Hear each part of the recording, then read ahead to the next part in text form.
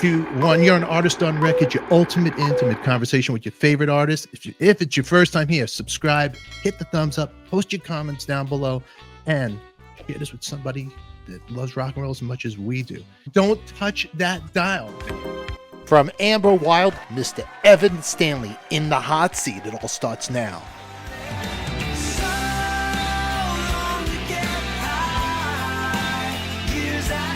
Here I am really speaking Brooklynese because I'm from Brooklyn. I don't know if you know that. So I think everybody knows it. Well, you got kind of New York vibe going on. You lived in New York for a little bit. Yeah, I grew up out in LA, and then I moved there when I had just turned 18. My dad's obviously from there. My mom lived there a lot of years. So growing up, I was back there a ton, and I loved it. And, was lucky enough. As soon as I turned 18, I pieced out of LA, and I thought I was never coming back. I was like, I hate LA. Never come back. And after 6 years, I loved it there. But everything's kind of happening here, especially right now. Like this is where it is for music. I think things have come really full circle now, and people are looking for a great new rock band, and that's what happened with starting Amber Wild. Was I really, really just missed playing live coming out of the pandemic. I think everyone was just so tired of being shut in, and everyone was so tired of, kind of karaoke, just people getting up with so many tracks and nothing else. And which, there's nothing wrong with that in the right arena, but I think people want to see live bands. Even you get so many rappers now going out with full live rock bands, and it's the sickest thing. Like people want live music again, and they want that experience. So when I got Amber Wild together, it was really a reaction to being stuck inside and just dying to get out and play. And I think we've been lucky because people have been responding to it, Yeah, absolutely. Well, I got to see you, man. I got to see Amber Wild play, which I didn't see you from the beginning playing a club to 12 people. I got to see the Garden, the last show that you went on tour with. We'll drop the bomb here with Kiss, which is iconic to play the Garden on any level. If you're a musician watching this, there's places that you want to play. The Garden, Hollywood Bowl. Those are the first two, especially if you're from New York or LA, because you think right away Elvis, the Garden, and you think Hollywood Bowl. I think the Doors. What are the bands you think of iconically that played those places? Well, I grew up seeing so many shows at the Bowl. So to me, it was more because I grew up in LA. So it wasn't so much, the older acts of the 60s or 70s. It was guys that I was seeing at the time. And I think the first show that I went to alone at the Bowl was the Eagles, which was crazy. That was so cool. I saw them with a buddy when I think we were like 13 or something. And that was awesome. I mean, I've seen countless shows there. So that, to me, the Bowl is like, that's as cool as it gets. Now, I like to take questions from the fans. I got a huge fan of yours that threw me some questions. If you don't mind to answer them, if you could complete the fifth too. This is from a gentleman. This is from Little Bobby Held. And Little Bobby Held, we want to just make sure he's happy, and he has these questions. Oh, Bob, no, what are you going to ask me? Well, let's see. Bob wrote to me, Little Bobby Held over there, New York City. He wants to know, first of all, Bob Held, how wonderful is he? Oh, Bob's the best. I've known Bob my whole life. My dad and Bob and Lynn, his wife, go super far back. And I've known him, forever. Literally, I don't know when we met. They were just there. And then I moved to New York, and they were kind of like my New York parents. We got so close. I love Bob. I love Lynn. I still talk to Bob at least a couple times a week and just call him and bug him and talk music and everything else. And yeah, he's the best. He is the best. Really knowledgeable cat too about music. Bob wanted to know guitar player that made you want to play guitar. Who would that be?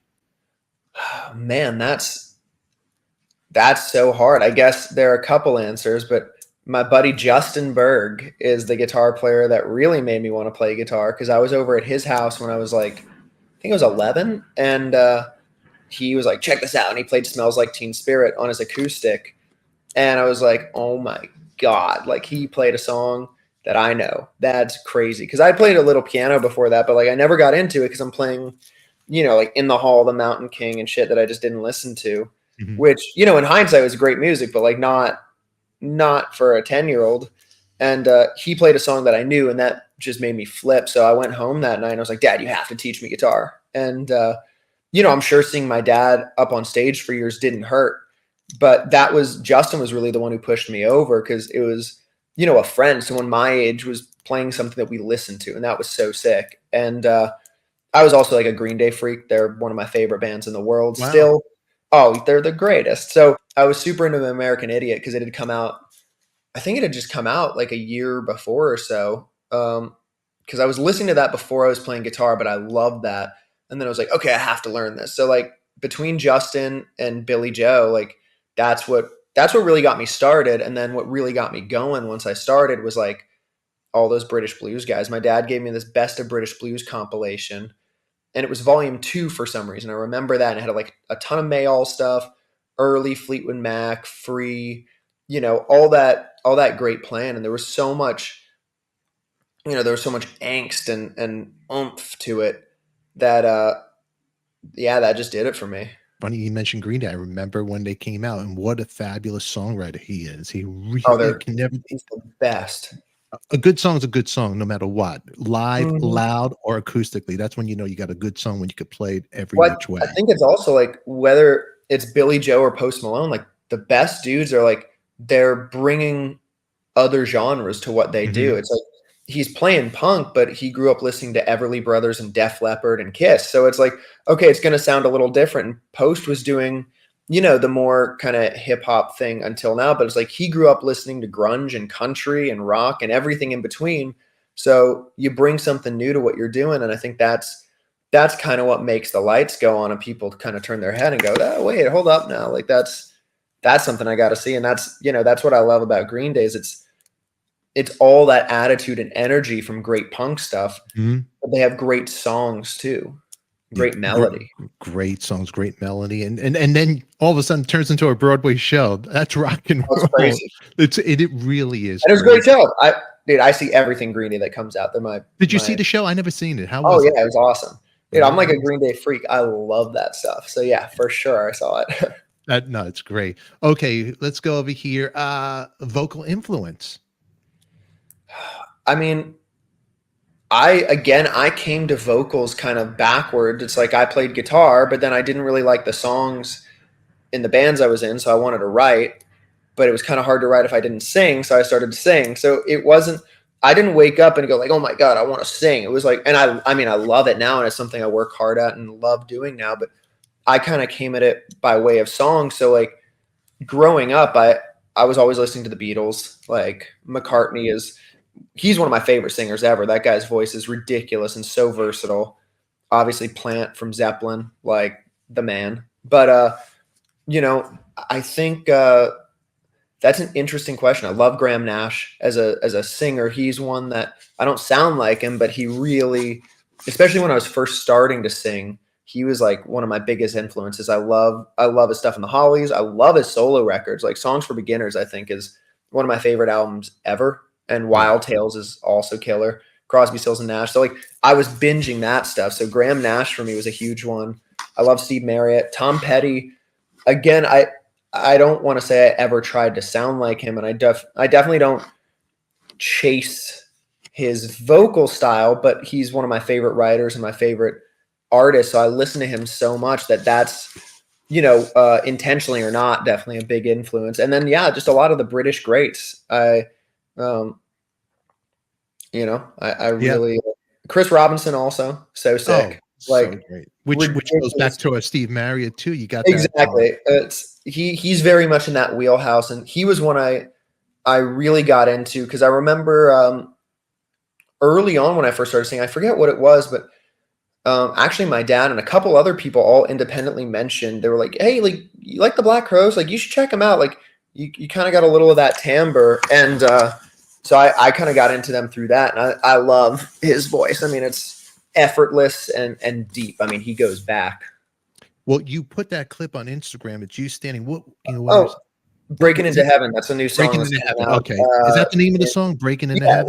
that'll be out probably January. I think it's either the first or second one coming out. So either January or the top of February. Is there an artist that you would say that's my sound, or song? I should have written that song. Thankfully, no. I think anytime you're the next so and so, you're kind of screwed from the beginning because you can never be you can never out Beatles the Beatles, and you can never out Who the Who or out Pearl Jam Pearl Jam. Like, you got to take what they do and what really gets you going from it and what you love and turn it into your own thing. So I'm, always opening my musical mind farther. I try to listen to at least a record a day that I don't know and that I'm not necessarily super into, to try and broaden the horizons. And all the guys in the band are bringing their own set of influences. So I think we do a really good job of combining a lot of influence into something that's fresh enough that it's, new but familiar enough that you get where we're coming from, and really just doing our best to make the kind of music that we love, that we want to hear. I think there are a lot of cool bands out there now, and I think there are a lot of great bands we'd love to tour with, but do we sound like any one of them? I don't think so, and I'm grateful for it. Yeah, absolutely. And that's from those questions are from little Bobby Held. So Bob, I hope we made your day. And that's Evan Stanley over here. Now I am gonna ask you really quick because I want to respect your time. You got to get out of here, and I hope you'll come back where we could just geek out Absolutely. on music Oh, dude, I anytime. could talk about this stuff for hours. Dude, Like, I want to break down Beach Boys, Beatles, even go talk about, everything, the Laurel oh, Canyon rock and roll. Let's anytime. Let's get into it. I love that. I mean, you'll have me here all day and dude. night. Actually, it'd be a lot of fun to do that Let's because do I want to bring the history back and bring it to the people watching that stuff that's forgotten. I'm so into it. I love that stuff. I mean, all high school, all I did, I worked at this deli up by my house, and I get paid weekly there, which was sick because I think we got paid Thursday, either Thursday or Friday, because every Saturday I'd go down to Freak Beat Records in LA and just buy. This was when we still had disc drives on our computers, like Yeah, the last generation, and I could get CDs used there for like $2 to $4. Instead of getting on iTunes, I'd go buy a ton of used CDs, put them in my computer, save them, and then bring them back and resell them to get more. And those guys turned me on to so much stuff too. And like, they had tons of great books in there. So I would just go there and like, they would just give me like music history lessons and be like, you need to listen to this record, this record. And it was the best. But from reading the liner notes and talking to those totally. guys and hearing all the stories, like, the mythology of it's just the best Well, you part. get lost looking at an album cover and the art and reading the credits, so you really have to listen to everything. Okay, really Mhm. quick because you're busy. Give me top five vinyl albums that must have. Oh man, oh shit. If you want to become a member, join the club right here. Become a member, it supports the channel and the fun. In the meantime, right here on your screen, click on that box for our next episode. Who loves you, baby? We do. Thanks for watching, and don't forget to post your comments down below. We always love to hear from you.